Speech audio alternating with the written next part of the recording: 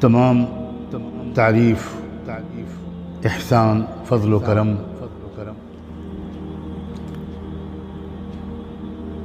اس رب کریم کا ہے جس نے زندگی میں ایک بار پھر رمضان مبارک کا موقع عنایت فرمایا،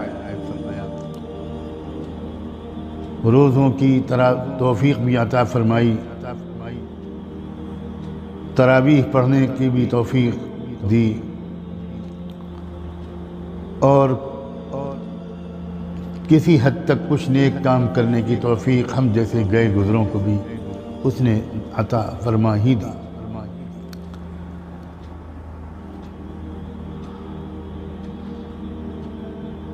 رخصت ہوا ماہ رمضان،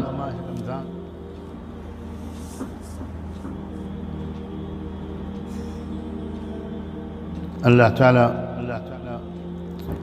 کرے کہ ہمیں وہ دونوں نعمتیں مغفرت اور تقوی وہ دے کر گیا ہو۔ آج یہ عید کی رات ہے، مناسب معلوم ہوا کہ اپنے بہت ہی محبت اور قدر کے لائق بھائیوں، بہنوں اور نوجوان عزیزوں کی خدمت میں آج کی رات کے بارے میں اور کل کے دن کے بارے میں، آج کی رات کی اعمال اور کل کے دن کے کچھ اعمال کے بارے میں کچھ ضروری باتیں اس وقت میں عرض کر دوں۔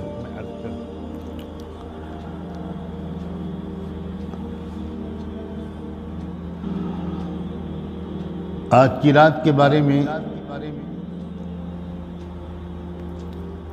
یہ ذہن میں رکھیں کہ آج کی رات بھی رمضان مبارک کی راتوں کی طرح کی خصوصی رات ہے۔ رمضان کی راتوں کی فضیلت کا تذکرہ تو بار بار آتا رہتا ہے، اور اس کی وجہ سے کچھ نہ کچھ عمل کی توفیق بہت سے لوگوں کو مل جاتی ہے، مگر عید کی رات کے بارے میں شاید اتنی توجہ یا نہیں ہوتی۔ یہ انعام کی رات ہے، اللہ کے رسول صلی اللہ علیہ وآلہ وسلم نے اس کو لیلۃ الجائزہ بھی قرار دیا، اور سنن ابن ماجہ کی ایک روایت ہے جس میں اللہ کے رسول صلی اللہ علیہ وسلم نے عید الفطر کی رات، یعنی جو آج اس وقت رات ہے، اس کے بارے میں اور عید الاضحیٰ سے پہلی والی رات دونوں کے بارے میں ارشاد فرمایا کہ من قام لیلتی العیدین محتسبا للہ تعالی لم يمت قلبه یوم تموت القلوب۔ بہت بڑی فضیلت بیان فرمائی آج کی رات کے بارے میں بھی، اور عید الاضحیٰ بقرعید جسے کہتے ہیں لوگ، اس کی رات کے بارے میں بھی، یعنی 9 ذی الحجہ گزرنے کے بعد جب مغرب آتی ہے تو 10ویں ذی الحجہ کی رات شروع ہوتی ہے، تو اس کو ہم عید الاضحیٰ کی رات قرار دے رہے ہیں۔ ان دونوں راتوں کے بارے میں یہ اللہ کے رسول کا ارشاد حدیث کی کتابوں میں آیا ہے کہ جو شخص ان دونوں راتوں کو بھی اللہ کے ذکر و عبادت میں گزار لے گا، اس کو ایک بہت بڑا انعام ملے گا کہ جس زمانے میں دل مردہ ہو جائیں گے، اس دور میں بھی اس بندے اور بندی کا دل مردہ نہیں ہوگا۔ اندازہ کیا جانا مشکل ہے کہ دل کا مردہ نہ ہونا، دل کا زندہ رہنا، یہ کتنی بڑی نعمت ہے۔ ساری خرابیاں دل کے مردہ ہو جانے کی وجہ سے انسان کے اندر آتی ہیں، اور ساری خوبیاں دل کے زندہ ہونے کی وجہ سے آتی ہیں۔ ہم سب جانتے ہیں، محسوس بھی کرتے ہیں کہ یہ زمانہ دلوں کے سخت ہو جانے کا بلکہ مردہ ہو جانے کا زمانہ ہے۔ کوئی بات کا اثر ہی نہیں ہوتا، اور ہوتا بھی ہے تو چند منٹ کے لیے ہوتا ہے۔ تو آج کی رات مجھے امید ہے کوشش کریں کہ کچھ نفلیں پڑھ لیں، شروع رات میں پڑھ لیں یا آخر رات میں پڑھ لیں، تہجد کا جو اصلی وقت ہوتا ہے جس میں آسانی ہو۔ عام طور پر ہمارے گھروں کی مستورات اس رات میں سوتی نہیں ہے، بلکہ وہ اگلے دن کے پکوانوں کی اور گھر کی تیاری کی، مہمانوں کے استقبال کی تیاریوں میں لگی رہتی ہیں۔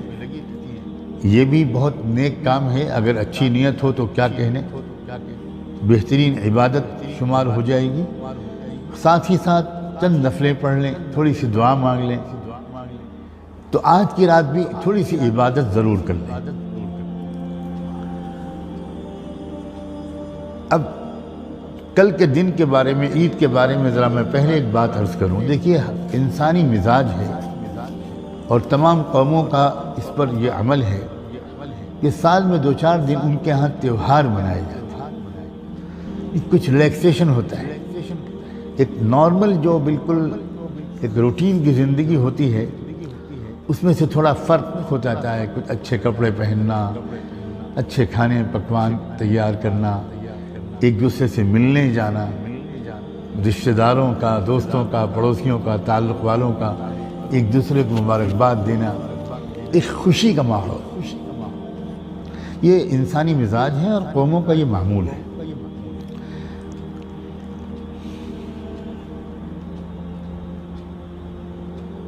اور اسلام چونکہ دین فطرت ہے، انسان کی فطرت کے جو تقاضے ہیں، جو اندرون سے اس کے تقاضے نکلتے ہیں، وہ باہری ماحول اور پروپیگنڈے کے زیر اثر نہیں پیدا ہوتے وہ تقاضے، بلکہ انسان کی ایک پاک صاف اور سادہ فطرت جو ڈیمانڈ کرتی ہے۔ اسلام ایسے ہر فطری تقاضے کو خوبصورت ترین طریقے پر پورا کرنے کا طریقہ سکھاتا ہے، بلکہ اسی کا نام اسلام ہے۔ انسان اپنے تمام فطری تقاضوں کو بہت بہترین طریقے پر کیسے پورا کرے، اس کی رہنمائی کا نام ہی اسلام ہے۔ فطری تقاضوں کو کچلتے رہنے، نظر انداز کرتے رہنے، اس کا نام اسلام نہیں ہے۔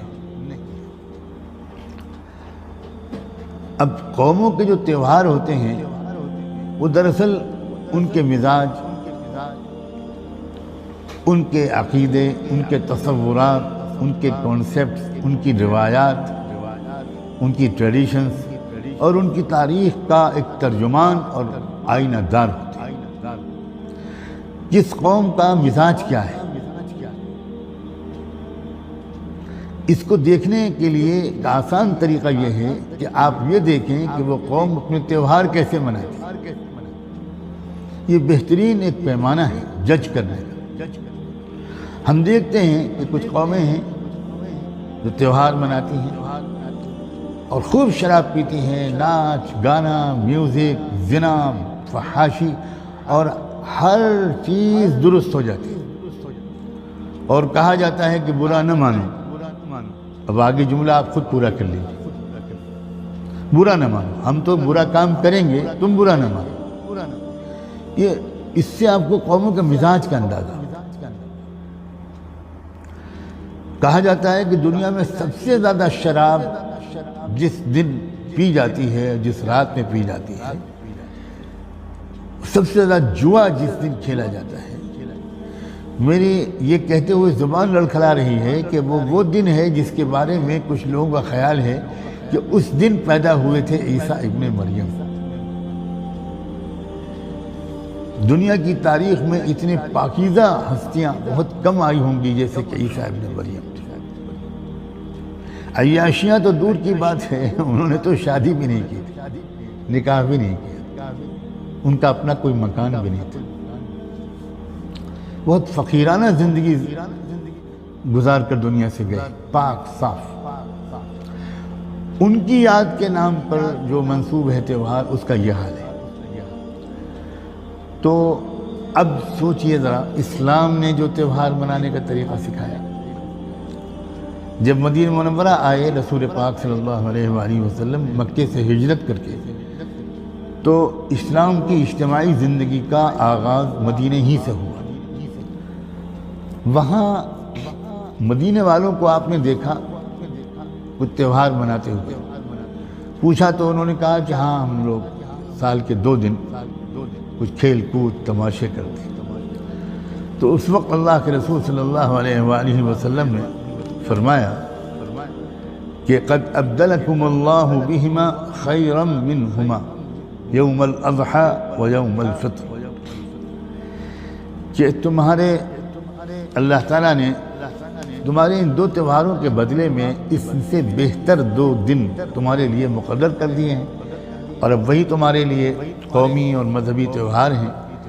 ایک ہے عید الاضحیٰ کا دن اور ایک ہے عید الفطر۔ غور کیجئے کہ اللہ تعالیٰ نے کیا انتخاب فرمایا ہے۔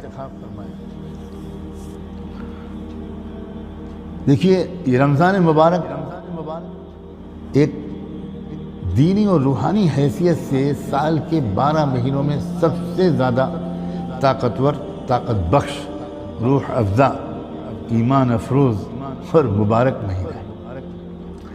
اسی مہینے میں قرآن مجید جیسی عظیم ترین نعمت ملی۔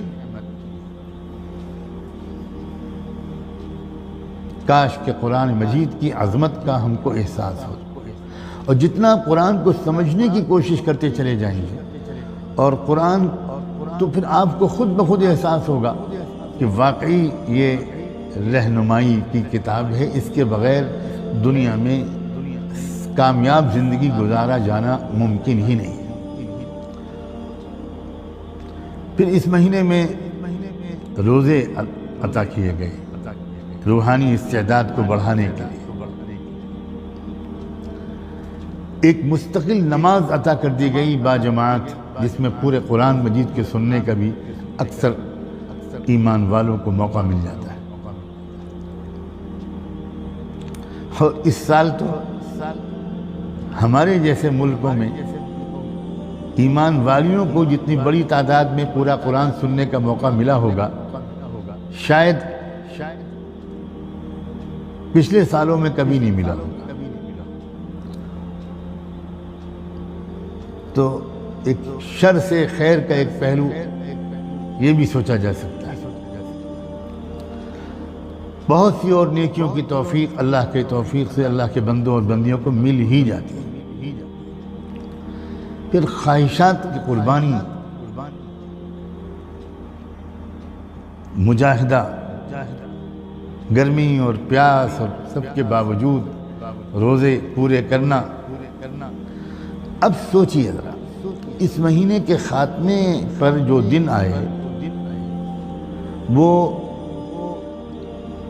سب سے زیادہ اس کا مستحق ہے کہ اس کو اس امت کے جشن اور خوشیوں کا دن قرار دے دیا جائے، کیونکہ اصل خوشی تو روحانیت کی ترقی پر ہونی چاہیے نا۔ فَبِذَلِكَ فَلْيَفْرَحُوا، یہ ہے اصل خوشی کی چیز۔ تو اللہ تعالیٰ نے رمضان کے بعد کا جو پہلا دن تھا، شوال کا پہلا دن، اس کو ایک خوشی کا دن، یوم العید، جشن کا دن، تہوار قرار دے دیا۔ بلا شبہ اسی دن کا حق تھا کہ اس کو ہمارا قومی تہوار قرار دیا جائے۔